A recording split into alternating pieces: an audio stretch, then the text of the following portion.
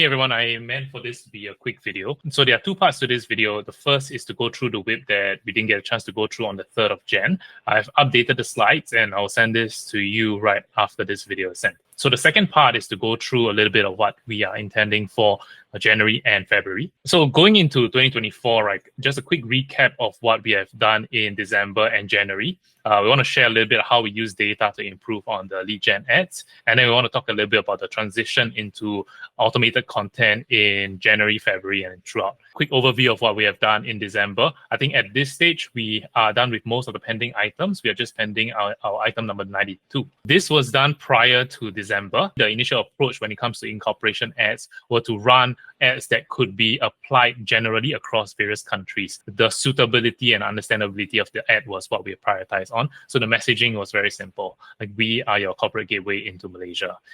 So running it with 1,005 budget, this is the kind of result that we have gotten. So moving forward, what we wanted to do is to focus granularly in terms of what kind of messages can drive results. It's relevant to this point, right, that just came out, was this study that was done to test the effect of the amount of attributes that were added to it. So what this means is that if you add a lot of different attributes, your general audience may feel that this ad or this brand is not really relevant to me. And that's where your cost for actually reaching people actually goes up, because the platforms are going to have a way harder time trying to figure out who exactly is this ad going to be relevant for.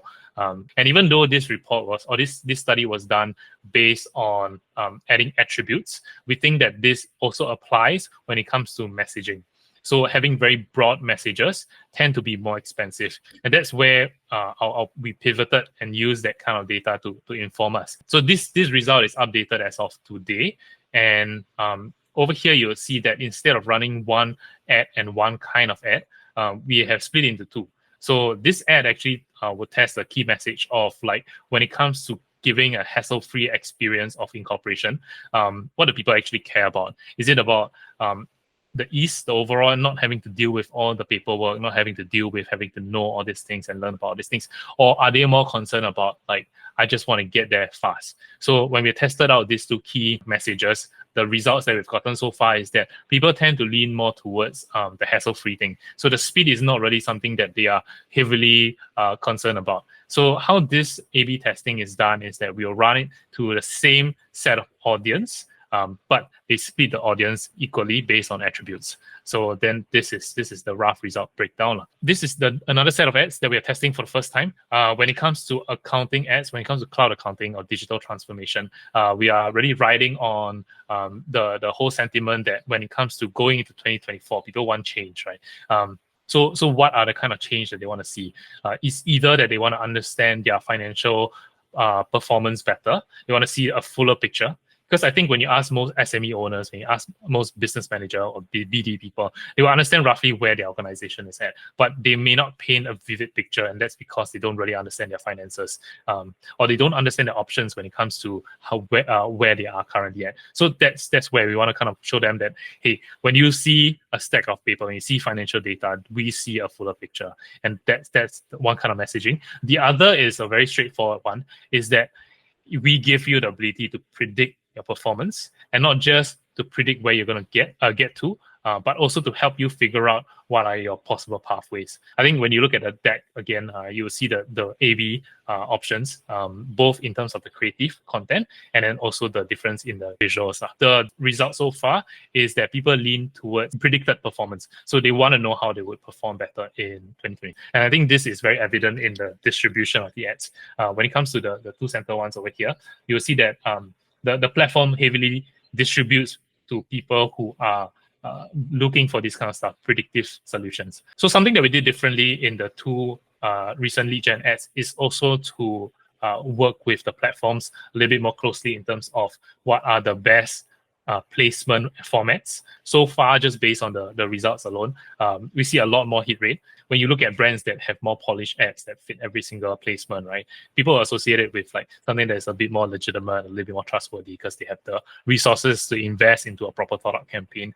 So this is what we're trying to do for future lead gen ads.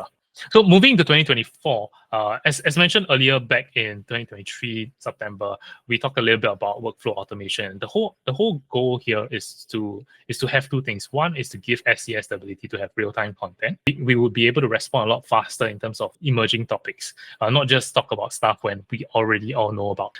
We want SCS to be able to talk about stuff as people are learning about it. The second thing that we want to do is to cut down on the need to do a lot of manual research on your end when it comes to fact checking, when it comes to understanding if this fits your brand tone. We want to be able to standardize and streamline a lot of these things. As mentioned in September, we also want to hop into clearer content pillars. Currently, right, we have Beyond the Books and More Than Numbers, right? These two only cover a very narrow scope, which is your video series that features your various clients. I think beyond that, in order to rank well, you need a lot of content that are emerging and what people are searching for. So going through some of the content pillars again. So when it comes to compliance matters, the whole goal is for us to show that we define the industry standard when it comes to compliance. And we also want them to understand the effects of compliance, whether it's it to build trust, to enhance their own organization credibility, and to get their stakeholders to be more confident in how the business operates. So for Insightful Finance, we want to help people understand their financial data and to be able to help them turn their data into actionable insights. So business resilience is our way of talking about processes. When it comes to mergers, when it comes to DD, when it comes to understanding where their risks are and how they can improve their processes in order to be competitive. For financial strategy, we want to give them our way of looking at financial strategy from an accountant perspective. So how do they navigate complex situations, and what kind of advice can we give in these various situations? And then finally, we look at streamlined solutions. So this is a way of us talking about digital transformation, cloud accounting, and all these various tools that can help companies digitize and digitalize much more efficiently. So that's the first part. Okay, so now that we have gone through the content series, I want to go through the January and February ads and content brief. When it comes to the January plan, we have prepared these items for your approval. You can find these items on our client dashboard under For Approval. So you can see each of the files over here. So for just for expediency, I'm just going to go through one such example.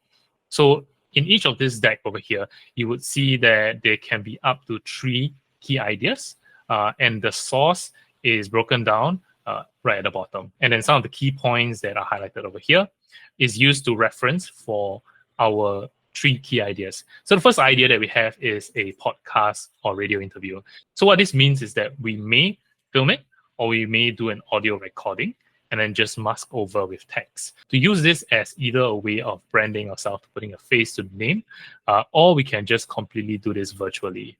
Either ways, I think what's important at this stage is to look at the content first. The second idea here, right, is a raw Q&A. So like if we can do a Q&A within the company, we can have these questions and answers prepared already, put on the teleprompter, and then we can quickly film it. And finally, for the third idea, we were thinking of doing very micro interviews when it comes to like little topics like this, like what is the importance of bookkeeping, and then like a quick answer to this. And then we will provide other relevant resources when it comes to all existing articles. So this will help us link back to those articles a lot easily. This is an example of this kind of content for social. Okay, and next I'm going to show you the dashboard. So what you're seeing here in this list is a content dashboard. So all the ideas that are generated on a daily basis are found here. On the rightmost, you will find the created time. And then there's a column over here for us to hide items that we feel are not really going to make a cut. So after looking at each of this content, we will hide it. On a daily basis, what we will do is we'll look through each of these content that have been generated for us. And what we are also doing for you is to share this content dashboard with you. You're free to actually look through any of this content. Let's say if you really want us to work on any of this content that we haven't chosen yet, you can indicate to us, and you can just send us this link, or you can tell us which is the title, and then we'll process that and we add it to the content deck. So what we get here is essentially to cut down the amount of time that it takes to research and then to come up with a creative angle and then to write the content and whatnot. So all these things is already done for you when it comes to each of this deck. So whether or not it is a video, whether or not it's a podcast, it's already kind of like more or less created. But if you're looking at the raw idea, it may not be polished. So what we do in addition to the dashboard is that we polish the items, we change it and we rephrase it from an SCS context. We add certain points that we feel like are missed opportunities. And then what we will present to you in the dashboard are items that are already ready for your approval. So have a look through at this month's content. For each of this content, let's say if you're ready to move forward, just let us know which is the content item it is. And our rough publishing schedule for now is placed over here. So when you look back in the deck, you will notice that each of this isn't exactly just one idea. We are already planning for a single piece of content to be distributed into different formats. And we have written down the primary format of each. So you will see that these two are podcasts. And we have two film that is being proposed as well. We have an article for how-to guide, and then we have our other items as well. Like for example, our traffic campaign for our Marco interview that we should also plan a date for. And we are also pending 2 more lead gen items. So I'll let Wan-Ning follow up with you on a weekly basis, and we can then talk a little bit about the timeline for publishing and whatnot. I think the key concern for January, February, right, is planning ahead so that we don't clash with the Chinese New Year period. I think something that is missed out in this January deck that we'll be adding in is your traffic campaign for your compliance calendar. I think while we are still in January, we should push this out really quickly. So that will be follow up in the deck subsequently. So if you have any questions for this deck so far, feel free to let me know, and we can take this conversation via call or on the WhatsApp group. All right, thanks everyone.